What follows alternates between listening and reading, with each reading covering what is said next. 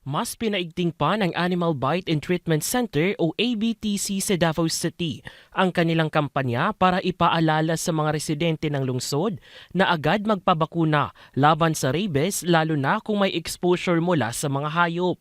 Batay sa datos ng ABTC Davao City, as of February 2026, 2 na ang naitalang namatay dahil sa rabies. Pareho itong mga bata na may edad na 2 taon at 4 na taon na taga Marilog District. Patient lang po, parang pneumonia lang yung manifestation.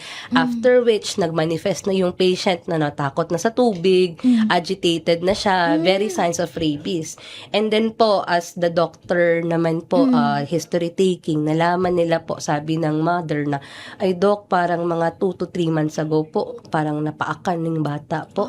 So, yun. So, after which, yung pinsan naman yung nagsunod Kadula na sila na ko adlaw to. po. O, pwede kadula or katong sa animal. Noong nakaraang taon, 6 na ang naitalang namatay dahil sa rabies na nagmula sa mga lugar ng Bunawan, Talomo Proper, Tugbok, Kalinan at Boulevard area. Kaya muling paalala ng tanggapan na 100% na maiiwasan ang rabies kung magpapabakuna lamang sa ABTC. If category 3 naman po, after the konsulta ko, makovered lahat yan po sa Animal Bite Package given na you will follow the schedule and meron pong permahan sa PhilHealth po. And then po, for Davaoenos, we are very, very lucky naman po because yung Malasakit Center natin or Lingap, they can provide with free vaccine naman po. So lahat ng patient, gina-ask ko po naman if, ma'am, ano po yung maglilingap pa tayo? If maglingap tayo, inimi kay nakibuhaton form. Ayon pa sa tanggapan na noong taong 2025 umabot na sa 48,433 na ang pasyente na kanilang naasikaso.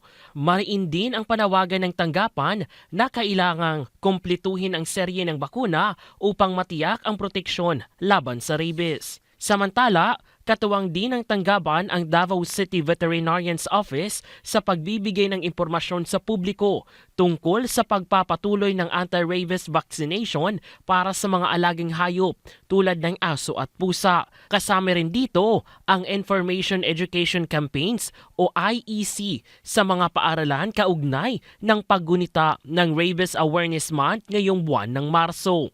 Mula dito sa Davao City, JC Aliponga para sa Pangbansang TV sa Bagong Pilipinas.